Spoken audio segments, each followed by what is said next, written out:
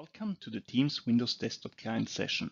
My name is Thomas Winder. I'm a Senior Program Manager in the Teams product group.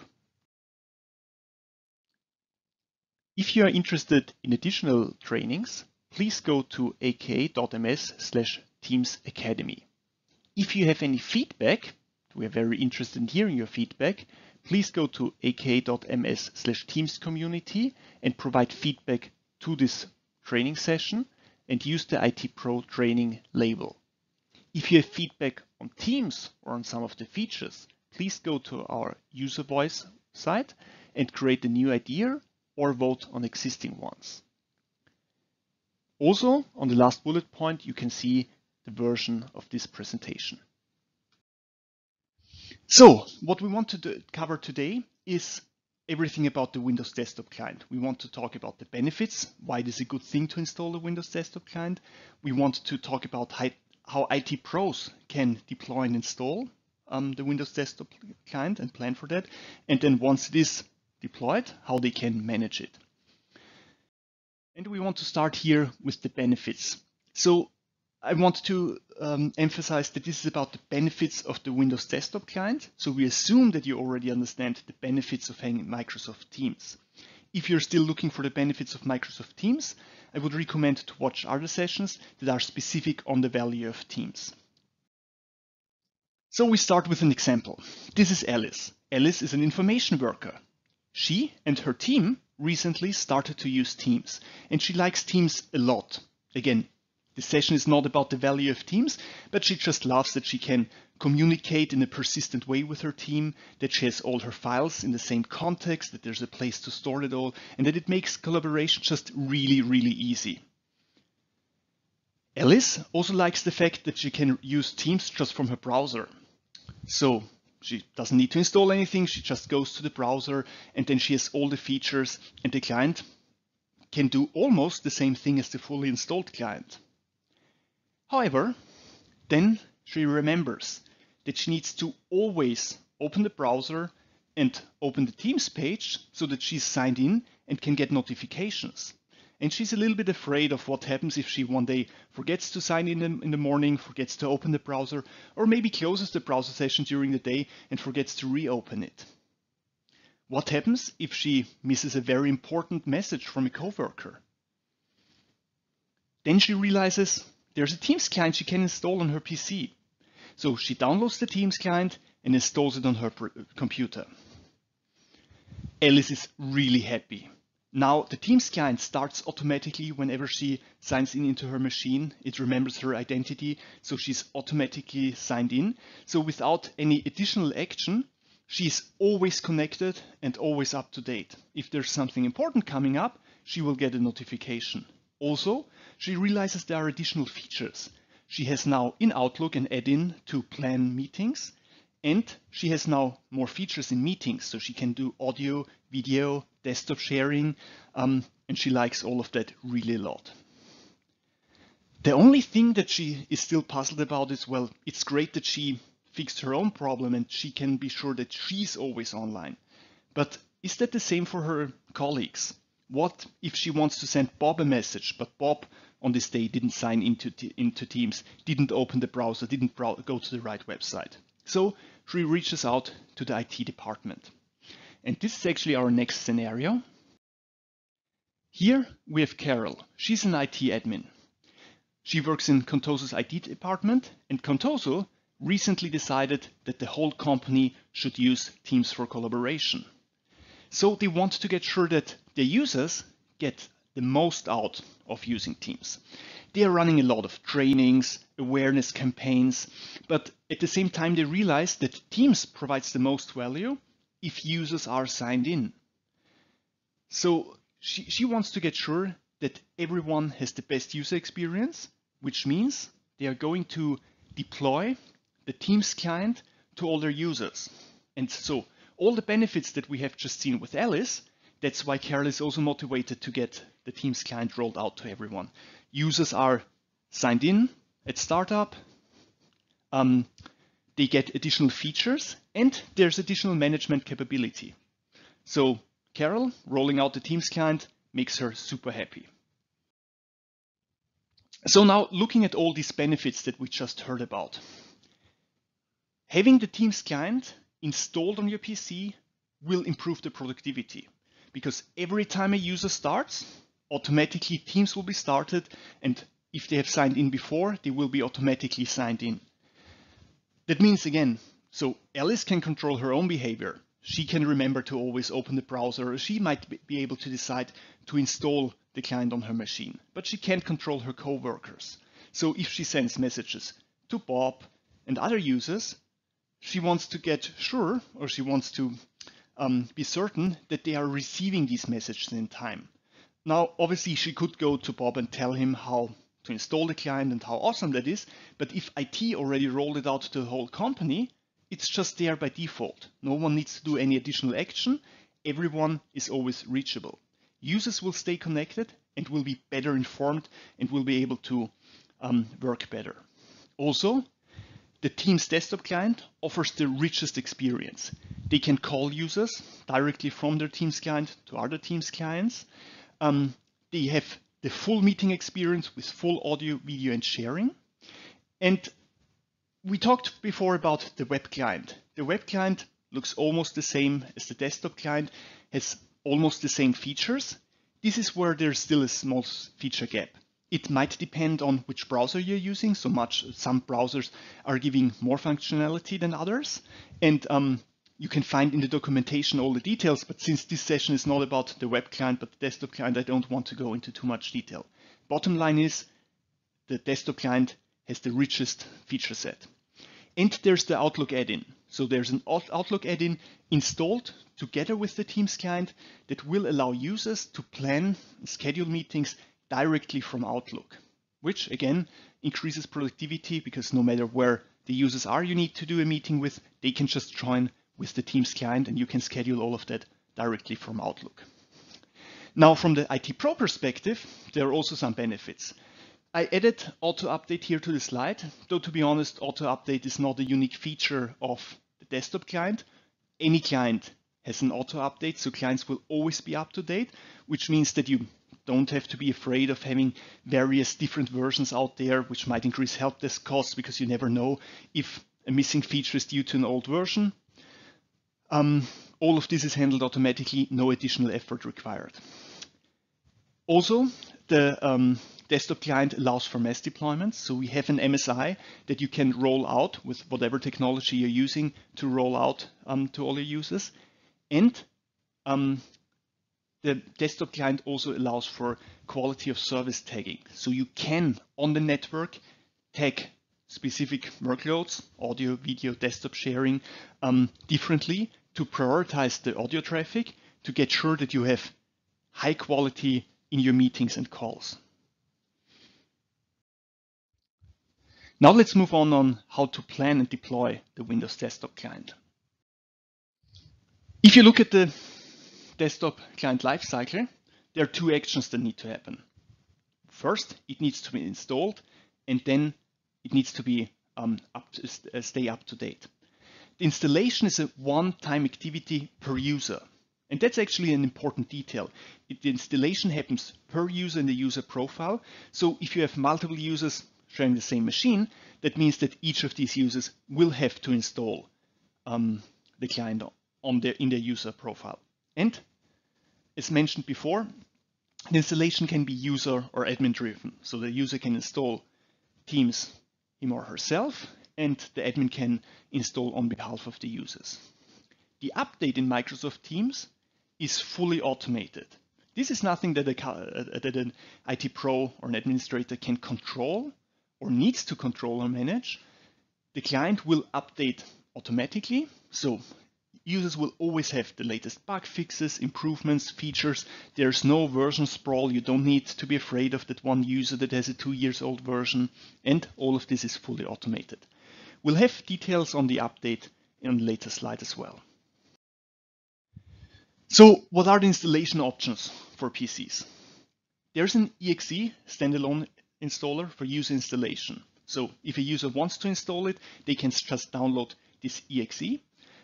They can find it in various places. They could just search the web and find it, but also if they start the web client, there are various places where the web client points out hey, there's a version that you can install. And there's an MSI for IT-driven installation.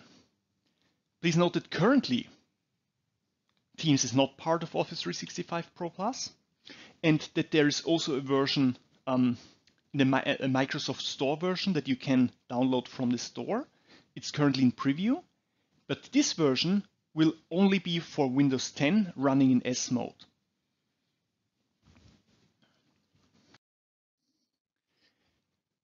So this slide lists the hardware and software requirements. Please, if you want to, take a pause here, review these requirements. I'm not going to read it to you though. Considerations for installation. An interesting thing about Teams is you do not need administrative privileges to install Teams. The Teams client can be installed without any of those, and it will come with the full feature set. Also, there's a 32-bit and a 64-bit version available. If you have a 64-bit operating system installed, we always recommend to go for the 64-bit version. And the interesting piece here is it does not need to match the bitness of your Office installation. So you can have Office installed in 32 bits, and you can install Teams in 64 bits. You will get the full functionality, including the Outlook add-in. Installation details. As said before, the installation is per user. So if you have a machine, multiple users use the same machine, each of the users will have an installation of the Teams client. We have listed here the directories where Teams is installed to and the directory that's required for the update. Please get sure that if you have an automatic rollout, that all of these directories can be accessed by the MSI and can be leveraged. So for the MSI deployment, the MSI is created for this broad IT-driven deployment. You can use Group Policy, System Center Configuration Manager, or any other third-party tool that you use today to deploy MSIs. The way the MSI works is once you install it to a machine, and we recommend to always deploy it to the machine, the installer is placed into the program files. And then once a user signs in, this is executed, and now in the user profile, the Teams application gets installed. So new user signs in, Teams will be installed automatically, and it will start automatically. So after Teams starts, the user signs in, and then we want to get sure that the version of Teams is up to date. We support the 3 latest versions always. So if you have a version that's not older than that, then the user will just sign in. And then in the background, an update process will start, and we'll talk about that update process a little bit later. If the version is too old, if it's older than 3 versions, then the update will start and needs to be completed before the user can actually use the application. So when you use the MSI, you want to get sure that the MSI that you're using is a recent version, especially if you know that you're onboarding a lot of new users. Let's say you're rolling out Teams to a new office. In that case, I would get sure that you downloaded the latest MSI and run it with the latest MSI so that users can start Teams immediately and can start using it. The Outlook add-in, we spoke already about that. The Outlook add-in enables users to directly schedule meetings from Outlook. In order to initialize the add-in successfully, that it shows up in Outlook, there are certain conditions that need to be met. Please note, this needs only to happen the very first time. Once the add-in has been initialized and once it showed up, it will stay there. The important thing is that Outlook must run before Teams is started. If Teams is already running and then you run Outlook, then the add-in might not show up. What you need to do in that case is you need to stop Teams. So go to the taskbar, right-click the Teams icon and say Quit Teams. Then you need to start Outlook. Now that Outlook is started, you start Teams. It can now initialize the add-in, And now if you restart Outlook, the add-in should show up. This is especially something that we have seen being a little bit problematic with the MSI, because as I just explained, the MSI, the user signs in, Teams starts automatically. So usually this happens, Teams starts automatically before the user starts Outlook. Then only if Teams restarts, the add-in, well, only if Teams restarts while Outlook is already running, the add-in would be initialized successfully. And that happens usually once the user gets an update that they use Teams, they run Outlook, the update process is executed, the computer is idle, Teams restarts, and then the add-in can be initialized. So for most of the users in this situation, it might show up after some time once they run through an update process. There are certain other scenarios where the add-in will not show up. So as you might be aware, there's an upgrade policy from Skype for Business to Teams. And depending on the coexistence mode that you set there, you will not see the add-in. Specifically, if you're saying that you want users to use only Skype for Business and put in the Skype for Business only mode, then the add-in will not show up. Or in an upcoming mode where you can configure your Skype for Business users to use Teams only for collaboration features, but not for meetings, the add-in will also not be installed or will not show up. Also, the add-in can be disabled with a meeting policy. In the meeting policy, you will have a button where you can say deploy, add-in, or don't deploy, and it could be disabled there. So if the add-in doesn't show up, I recommend to check the policies if there might be a policy that prevents the add-in from being shown. So what about managing the Windows Desktop client? If you want to uninstall the Windows Teams client, get sure that you uninstall it completely. For example, if you had Teams installed, but you uninstall it, the MSI would not install it again unless it has been completely removed. Also, if you run into any challenges, issues with the client, and we have seen very few cases where people have problems with the client and want to reinstall it, again, get sure to completely uninstall it.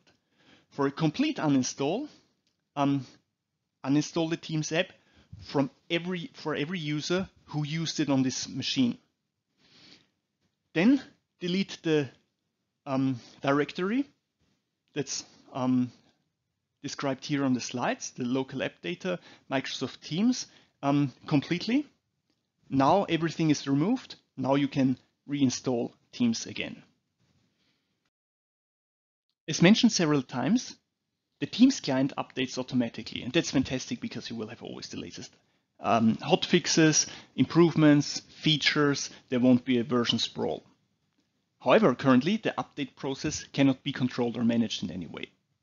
And this is how the update process works. So at sign in, there's a check if the version is new enough to sign in or too old. Rule of thumb is that it shouldn't be older than 3 versions, then it can sign in. If it's too old, the Teams will download the update and update before it can sign in. So if someone had a long leave of absence, it might be that they start the Teams client and cannot use it immediately, that the update needs to happen before. Usually, however, the more common case is that the version is not too old to sign in. So the user will sign in and can use Teams completely. After 15 minutes, so 15 minutes after the sign-in, in the background, the Teams client will check if there is an updated version of the Teams client. If so, if it will download the Teams client, and please note that it will download the full client package in the background. Then, if the computer, or well, the Teams app is idle for 30 minutes, then the update will be installed and the Teams client will restart and the user will be notified that a new version has been installed. Updates are expected to happen not more than once a week. So in general, if the version is not older than 3 weeks, people should be able to sign in. In terms of client-side configuration, there is not really any client-side configuration that you need to run via GPOs or registry keys or anything else. All the client behavior is controlled via policies that are managed in the admin portal or the PowerShell. And one example here would be the Outlook add-in. You can disable that with a policy. Also functionality, showing up in the client or not showing up, will all about be the policy, but that's not really specific to the desktop client. Whatever you configure there will be configured across all the clients that a user has. So from that perspective, you can really say there is no client-side configuration. Reporting on client usage. So you rolled out Teams client to your organization. You told everyone how great Teams is, you want them to use it. In the admin portal, there are several reports that you can look at to track the usage of the client. So you need to go to the usage reports, then you need to select there the Microsoft Teams device usage, and then you can see how many people are actually using the Windows client. You have different timeframes that you can look at. You can also export the data, and actually you can also use based on usernames on how many users are using the client. Which users, and then whatever your skills are, with the data, you might be able to create a report for yourself by connecting the information of the usernames to where the users are located, and then understand which locations are very good in using the desktop client versus other locations where you might want to send people a reminder, or maybe the client hasn't been rolled out at all. Let's review what we have covered today. The desktop client will increase reachability and productivity. Users will be signed in by default, the client will auto start and will have more features. It can be installed individually by users or rolled out by IT. And finally, updates are fully automated. If you have any feedback, there are two different areas of feedback that we are particularly interested in. If you have feedback on how Teams behaves, please go to microsoftteams.uservoice.com and log new ideas or vote on existing ideas. If you have any feedback or questions for this session, please go to aka.ms/teamscommunity and create a new forum post and use the IT Pro training label so that we can easily identify any feedback or questions for this session. This concludes today's session. Thanks a lot for attending.